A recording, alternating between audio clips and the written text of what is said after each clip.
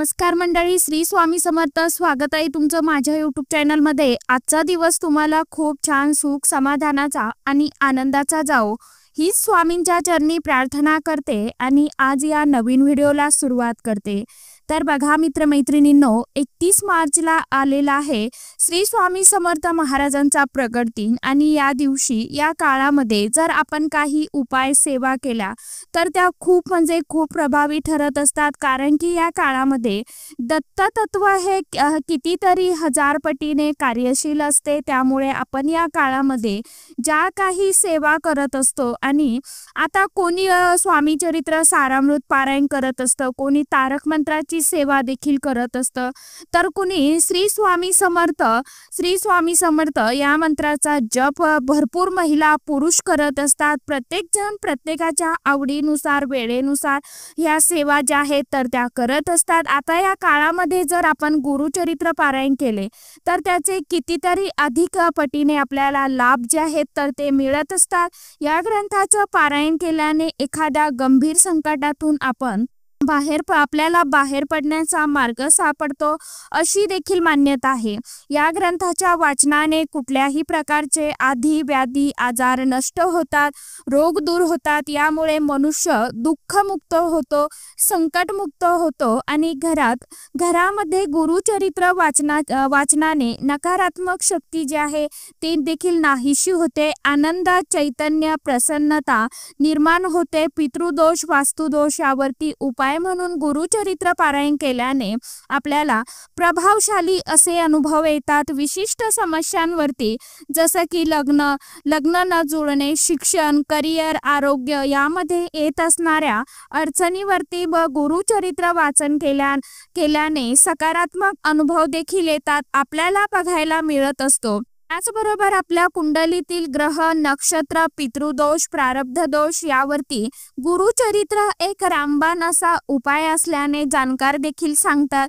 आता प्रत्येकाचीच इच्छा असते की गुरुचरित्र पारायण करावं, परंतु घरामध्ये लहान मुलं असतील किंवा आपल्यालाही इतर काही कामांसाठी बाहेर जावं लागत असेल, जसं की नोकरी असेल किंवा आपण कुठला जॉब करत असू तर, किंवा घरामध्ये असे काही व्यक्ती असतात की ते मांसाहार करत असतात किंवा इतर काही अडीअडचणी अडथळे असतात. त्यामुळे आपल्याला गुरुचरित्र पारायण जे आहे तर ते करणं शक्य होत नाही. तर आपल्याला स्वामींच्या प्रगट दिनापर्यंत गुरुचरित्र पारायण करणं शक्य नसेल तर आपण गुरुचरित्रामधील हा एक अध्याय पठण करायचा आहे की ज्यामुळे आपल्याला स्वामी महाराजांचा, दत्त महाराजांचा अखंड कृपा आशीर्वाद जो आहे तर तो मिळेल. आपल्या आयुष्यातील दुःख, संकटे, अडीअडचणी दूर होतील, तर दूर होण्यास मदत होईल अशी आपली जी इच्छा आहे, मनोकामना आहे तर ती देखील पूर्ण होईल. तर आता कोणता अध्याय आपल्याला वाचावा, कोणत्या सेवा करायच्या आहे, सर्व नियम पाळणं गरजेचं आहे का, याविषयीची संपूर्ण माहिती आजच्या या नवीन व्हिडिओमध्ये तुमच्या बरोबर मी शेअर करणार आहे. त्यामुळे तुम्ही हा व्हिडिओ स्किप न करता शेवटपर्यंत नक्की बघा. चॅनलवरती तुम्ही जर हा व्हिडिओ पहिल्यांदा बघत असाल तर चॅनलला आवर्जून सबस्क्राईब करा आणि असेच नवनवीन माहितीपूर्ण व्हिडिओ बघण्यासाठी समोरील बेल आयकॉनलाही प्रेस करा. कमेंट बॉक्समध्ये श्री स्वामी समर्थ मंत्र आवर्जून लिहा. तर बघा, आता खरोखर सर्वात मोठी जर कोणती सेवा असेल तर ती म्हणजे स्वामी सेवा. स्वामी सेवा म्हणजे दुःखात असणाऱ्याला स्वामी मार्ग दाखवणे. कारण त्यांनी एकदा स्वामी महाराजांना मानलं की त्यांच्या पुढच्या संपूर्ण आयुष्याची जबाबदारी जी आहे तर ती साक्षात स्वामी महाराज घेतात आणि तो जेव्हा दुःखातून बाहेर पडतो त्यावेळी त्यांच्याही न कळत त्यांचा आत्मा तुम्हाला आशीर्वाद देऊन जातो. त्यामुळे स्वामी मार्ग दाखवणे हे देखील खूप महत्त्वाचं आहे. आता आपण बघा, आपण पण अगदी ग्रंथाचे वाटप देखील करू शकता. मग स्वामी चरित्र सारामृताचा ग्रंथ असेल किंवा गुरुचरित्राचा 14वा अध्यायाचा एक छोटा ग्रंथ भेटतो, तो देखील तुम्ही वाटू शकता. किंवा संपूर्ण गुरुचरित्राचा जो ग्रंथ आहे, पारायणाची जी पोथी आहे ती देखील आपण, असे काही ग्रंथ आहे अशा व्यक्तीला आपण द्यायचे आहे की ती व्यक्ती तो संपूर्णपणे वाचेल व त्यामुळे ती व्यक्ती दुःखातून पासून नक्कीच मुक्त होईल आपण जर त्या व्यक्तीला तो ग्रंथ दिला आणि त्या व्यक्तीने जर तो संपूर्ण वाचला तर तरी पण आपल्याला त्याचं जे पुण्यफळ आहे तर हे मिळत असतं। तर ही स्वामी सेवा देखील तुम्ही नक्की करू शकता। आता आपल्याला ही सेवा कधीपासून करायची आहे तर अगदी तुम्ही 21 दिवसाच्या सेवेला काहींनी सुरुवात केलेली असेल तर आपण अगदी 21 मार्च पासून देखील ही स्वामी सेवा करू शकता किंवा आजपासून जरी या सेवेला सुरुवात केली तरी काही हरकत नाही, चालेल।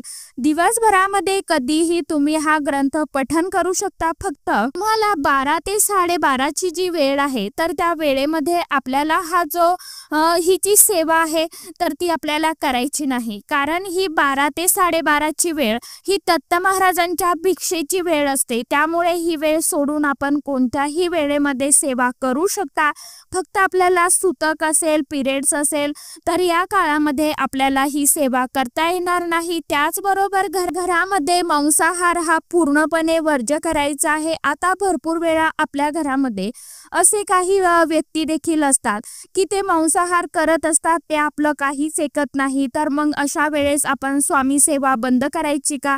तर आपण स्वामी सेवा बंद करायची नाही, तर आपण घरामध्ये गोमूत्र शिंपडायचं आहे आणि परत सेवेला सुरुवात करायची आहे आणि की आपण आपल्या पद्धतीने सेवा ही करत राहायची आहे। आता ती व्यक्ती जर आपलं ऐकतच नसेल, या गोष्टीला आपण देखील काही करू शकत नाही। स्वामी त्या व्यक्तीच्या देखील आयुष्यात सुख, शांती, समृद्धी आणि सकारात्मकता नक्कीच आणतील। आता या सेवा करण्याच्या अगोदर आपण एक नारळ घ्यायचा आहे। नारळावरती आपल्याला 1 रुपयाचं नाणं ठेवायचं आहे, त्यावरती थोडी एक सुपारी ठेवायची आहे, खडी साखर घ्यायची आहे आणि आज जिथे कुठे स्वामींचं केंद्र असेल, मठ असेल, मंदिर असेल तिथे जायचं आहे किंवा दत्त महाराजांचं मंदिर असेल तिथे आपल्याला जायचं आहे आणि आपली जी काही इच्छा आहे, मनोकामना आहे, आपण ती बोलायची आहे। सर्वात प्रथम आपण नारळ, खडी साखर हातात घ्यायची, तुमचं नाव बोलायचं आहे, तुम्हाला गोत्र सांगायचं आहे। त्याचबरोबर आता गोत्र म्हणजे काय तर आपलं गोत्र असतं, तर आता ज्यांना गोत्र माहीत नाही की आपलं नाव सांगायचं त्यांनी काश्यप शब्दाचा उच्चार करायचा आहे, आपले नाव, आपलं गोत्र बोलायचं। ज्यांना गोत्र माहीत नाही त्यांनी काश्यप म्हणायचं आहे आणि तुमची जी काय मनातील इच्छा आहे तर ती तुम्हाला बोलायची आहे, व्यक्त करायची आहे। तर सर्वात प्रथम आपण नारळ, खडी साखर हातात घ्यायचं आहे, तुमचं नाव, गोत्र तुम्ही सांगायचं आहे। त्याचबरोबर मी ही सेवा करणार आहे, मी स्वामी चरित्र पठण करणार आहे किंवा गुरुचरित्रामधील हा अध्याय पठण करणार आहे। त्याचबरोबर मी 11 दिवसांची स्वामी सेवा करणार आहे। आपण किती दिवसांची सेवा करणार आहोत ते देखील तुम्हाला सांगायचं आहे। ही सेवा तुम्ही माझ्याकडून पूर्ण करून घ्या स्वामी, असं आपण म्हणत आपली इच्छा, मनोकामना जी आहे तर ती स्वामी महाराजांना सांगायची आहे। डोळे बंद करायचे आहे, स्वामी महाराजांचा चेहरा आपल्याला समोर आणायचा आहे आणि आपली जी काही इच्छा आहे, मनोकामना आहे तर ती स्वामी महाराज नक्कीच पूर्ण करतील। आता एखाद्या गोष्टीसाठी उशीर होत असेल पण स्वामी महाराजांना तुम्हाला त्यापेक्षाही काहीतरी जास्त चांगलं द्यायचं असेल, त्यामुळे त्या गोष्टीसाठी थोडं लेट होतं, ती इच्छा आपली पूर्ण होत नाही किंवा एखादी इच्छा आपण मागत असतो पण ती पुढे जाऊन आपल्यासाठी चांगली नसेल तर ती इच्छा आपली पूर्ण होत नाही। तुम्ही जे मागताय ते तुम्हाला नक्की मिळेल, फक्त स्वामी महाराजांवरून आपला विश्वास हा कधीच डगमगून देऊ नका। आता आपण या गुरुचरित्र काळामध्ये एक श्लोकी गुरुचरित्र देखील पठण करू शकता, यामुळे देखील गुरुचरित्र पारायण केल्याचं संपूर्ण फळ मिळत असतं। तर अत्यंत साधा आणि सोपा असा श्लोक आहे। दत्तांचा अवतार झाला कलियुगी, श्रीपाठ पिठापुरी त्यामागे दुसरा, नरसिंह सरस्वती, करंजग्राम अंतरी तीर्थे हिंडत पातला, भिलुवाडीचे संगम तेथून मठ गाणगापुरी, वसेवारी दिनाचे श्रमा। हा श्लोक जो आहे तर आपण मोठ्या श्रद्धेने म्हणायचा आहे। पहिल्यांदा देवघरामध्ये एक आपल्याला दिवा लावून घ्यायचा आहे आणि धूप लावून घ्यायचा आहे, नंतर आपण या सेवेला सुरुवात करायची आहे। अगदी तुम्हाला म्हणणे शक्य होत नसेल तर तुम्ही मोबाईलवरती लावून दिला, श्रवण केलं तरी पण चालेल. हा श्लोक किती वेळा म्हणायचा आहे तर आपण रोज 108 वेळा हा श्लोक तुम्हाला म्हणायचा आहे, पठण करायचं आहे. ज्यांना शक्य नसेल त्यांनी कमीत कमी 21 वेळा, 51 वेळा, 11 वेळा तरी पठण करायचं आहे. घरातील लहान मुलं असेल किंवा वृद्ध व्यक्ती असेल, प्रत्येक जण ही सेवा करू शकता. यामुळे देखील आपल्याला गुरुचरित्र पारायण केल्याचं संपूर्ण पुण्यफळ जे आहे तर ते प्राप्त होत असतं. फक्त मनापासून आणि पूर्ण श्रद्धेने ही सेवा करा, तुम्हाला स्वामी कधीच कमी पडून देणार नाही. आता यानंतर गुरुचरित्रामधील आपण 9वा अध्याय पठण करू शकता. 9वा अध्याय पठण केल्याने गुरुकृपेने आपली सर्व कामे व्यवस्थितरित्या पार पडत असतात. आपल्या सर्व इच्छा मनोकामना देखील पूर्ण होतात. आपण फक्त एक नियम धरायचा आहे की मी सकाळी 7 वाजता किंवा 8 वाजता किंवा सायंकाळी 8 वाजता 9 वाजता पठण करणार आहे. जी वेळ आपण पहिल्या दिवशी निवडलेली आहे तीच वेळ आपल्याला अध्याय पठण करण्यासाठी तीच वेळ आपल्याला ठरवून घ्यायची आहे आणि त्या वेळेमध्येच आपल्याला हा अध्याय जो आहे तर तो पठण करायचा आहे. यामुळे आपल्याला कित्येक पटीने पुण्यफळ हे मिळेल. त्याचबरोबर आपली इच्छा मनोकामना देखील पूर्ण होईल. देवघरामध्ये एक दिवा प्रज्वलित करायचा आहे. एक तांब्याचा लोटा भरून पाणी देखील जवळ ठेवायचं आहे. त्यानंतर गुरुचरित्रामधील आपण 9वा अध्याय पठण करायचा आहे.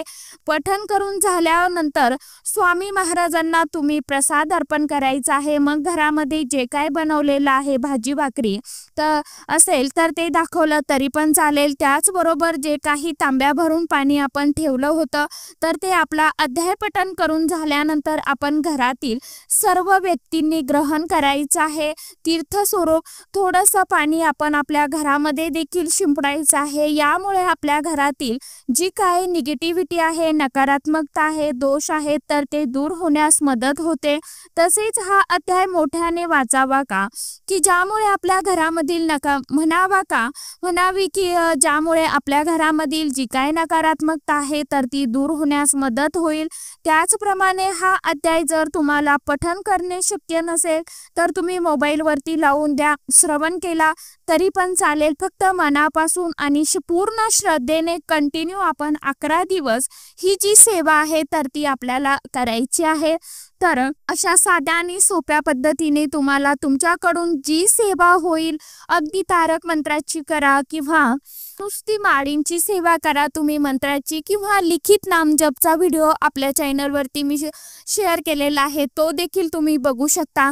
तुम्हाला जी सोपी सेवा वाटेल, कमी वेळेची वाटेल, ती तुम्ही स्वामींसाठी आपल्यासाठी सेवा करू शकता. काही वेळा न मागता आपण स्वामींसाठी देखील सेवा करायची आहे. तर अशा तुम्हाला जी सेवा शक्य होईल ती करण्याचा प्रयत्न करा. अगदी थोडेच दिवस बाकी राहिलेले आहे स्वामी सेवेसाठी. आपण पूर्ण आयुष्य आपण कामासाठी वापरतो, परंतु काहीतरी वेळ आपल्याला आपण देवासाठी पण दिला पाहिजे. वेळात वेळ काढून फक्त 10 मिनिटं तुम्ही देवांसाठी देऊन बघा.